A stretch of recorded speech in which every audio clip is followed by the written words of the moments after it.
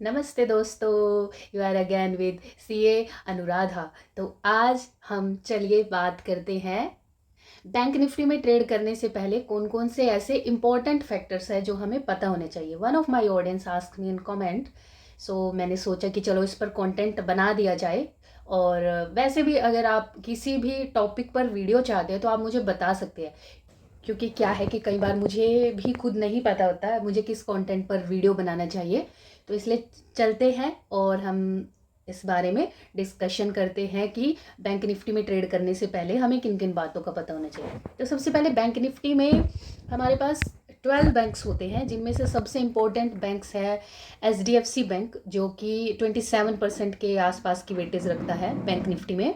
Then उसके बाद है ICICI बैंक, जो कि 23% की वेटेज रखता है। फिर कोटक बैंक हो गया जो 11% की वेटेज रखता है। एक्सिस बैंक हो गया एंड SBI बैंक हो गया। तो ये 4 से 5 बैंक आपस में मिलकर 70% से भी ज़्यादा की वेटेज रखते हैं। यानी इन बैंक्स में कुछ भी वॉलेटिलिटी आती है तो ये बैंक निफ्टी को सबसे ज़्यादा मात्रा में इन्फ्लुएंस करती है। तो सबसे पहले बैंक निफ्टी में ट्रेड करने से पहले आप लोगों को पता होना चाहिए इन 5 बैंक्स के बारे में पब्लिक डोमेन में कौन कौन सी न्यूज़ अभी है। ऑफिशियल वेबसाइट्स वगैरह पर जाकर आप देख सकते हैं और उसको आप इंटरप्रेट कर सकते हैं अकॉर्डिंगली कि इस पर्टिकुलर न्यूज़ का पॉजिटिव इफेक्ट पड़ेगा या फिर नेगेटिव इफेक्ट पड़ेगा। तो वो आप कैलकुलेट कर सकते हैं, आप इंटेलिजेंट हैं, मैं ऐसा मान के चलती हूँ। फिर जो दूसरा फैक्टर्स है बैंक निफ्टी में ट्रेड करने से पहले जो आप लोगों को पता होना चाहिए वो ये है कि RBI की मॉनेटरी पॉलिसी। वैसे RBI पहले मॉनेटरी पॉलिसी क्वार्टरली रिव्यू करता था, लेकिन कई बार बीच बीच में वो पॉलिसी चेंज करते रहते हैं। अभी फ़िलहाल वो बाई मंथली पॉलिसी को रिव्यू करते हैं, यानी 2 मंथ्स में एक बार। इसमें मेनली जो चीज़ें बैंक निफ्टी को अफेक्ट करती है वो है repo rate, reverse repo rate and CRR ratio. वैसे SLR रेशियो भी अफेक्ट करता है बैंक निफ्टी को। इनके बारे में मैं थोड़ा थोड़ा ब्रीफ में आप लोगों को बता के चलूँगी। देखिए, जो रेपो रेट है, रेपो रेट क्या होता है कि इस रेट पर RBI कॉमर्शियल बैंक को लोन देगी जब कभी भी कॉमर्शियल बैंक्स को लोन की ज़रूरत पड़ेगी। कॉमर्शियल बैंक में private sector bank, public sector bank आ जाते हैं, ठीक है। और अब जब कभी भी कॉमर्शियल बैंक्स को लोन की ज़रूरत पड़ेगी तो वो RBI से लेंगे।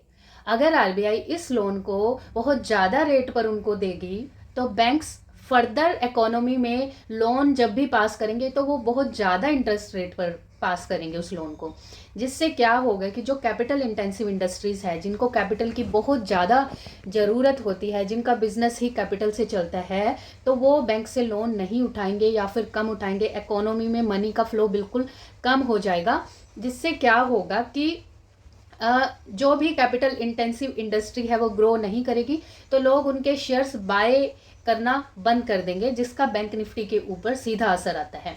फिर रिवर्स रेपो रेट वो रेट है जिस पे कमर्शियल बैंक्स RBI को लोन देते हैं। अगर RBI ये लोन ज़्यादा इंटरेस्ट रेट पर लेती है, यानी कमर्शियल बैंक जब लोन दे रहे हैं RBI को, तो RBI उसके बदले में ज़्यादा इंटरेस्ट रेट देती है, तो कमर्शियल बैंक RBI पर ज़्यादा रिलाई करेंगे।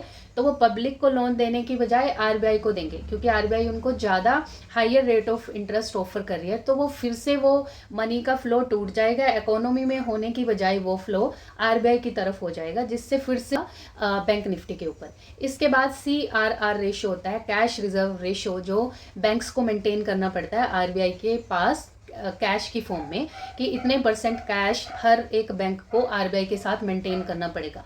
अगर ये रेशियो बहुत ज़्यादा है तो इसका मतलब है कि बैंक्स को बहुत ज़्यादा पैसा RBI के पास रखना पड़ रहा है, जिससे वो पैसा, अब कम पैसा इकोनॉमी में फ़्लो करने के लिए कम पैसा रह जाएगा, और अब कैपिटल इंटेंसिव इंडस्ट्रीज़ को उतना पैसा नहीं मिल पाएगा, और अगर मिलेगा भी तो ज़्यादा इंटरेस्ट रेट पर बैंक्स वो पैसा इकोनॉमी में फ़्लो करेगी। तो यही वो रीज़न है कि CRR रेशियो के बढ़ने की वजह से भी बैंक निफ्टी के ऊपर नेगेटिव असर पड़ता है। फिर एक SLR रेशियो होता है, स्टैट्यूटरी लिक्विडिटी रेशियो। इस रेशियो में क्या होता है, बैंक को कुछ % अपने पास मेंटेन करनी पड़ती है गोल्ड, सिक्योरिटी और कैश की फॉर्म में।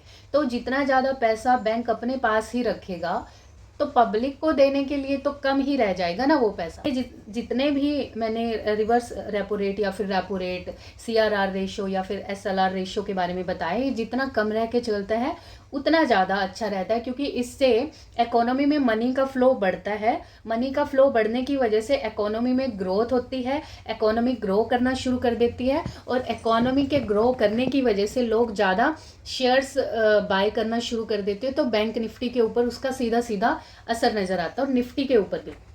तो repo rate, reverse repo rate और RBI की कोई भी मॉनेटरी पॉलिसी है उसका निफ्टी पे भी असर पड़ के चलता है। निफ्टी 50 में जो 50% से भी ज़्यादा स्टॉक हैं वो इंटरेस्ट सेंसिटिव स्टॉक है।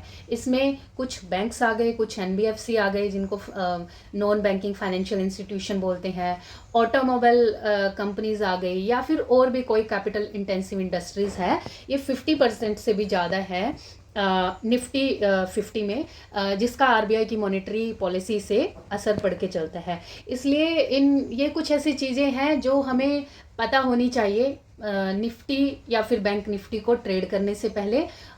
हमें मतलब RBI की मॉनेटरी पॉलिसी का पता होना चाहिए कि कहीं ऐसा तो नहीं है कि आज कोई अपडेट आने वाली है मॉनेटरी पॉलिसीज़ के रिगार्डिंग और उस दिन आपने बिना सोचे समझे कुछ भी ट्रेड कर दिया, ठीक है। तो वो बहुत ज़्यादा इम्पोर्टेंट है। मुझे ये सब बातें पता थी, मैंने आप लोगों से शेयर कर दी। अगर कोई और भी आप लोगों का सवाल है वो आप मुझे फ्रीली बता सकते हैं, आप मुझे कमेंट छोड़ सकते हैं, मैं उसके ऊपर वीडियो बनाने की कोशिश करूँगी। तो आई होप ये जो भी इन्फॉर्मेशन, जो भी नॉलेज मैंने आप लोगों को दी है, ये आप लोगों की मदद करेगी। नमस्ते माय डियर फ्रेंड्स।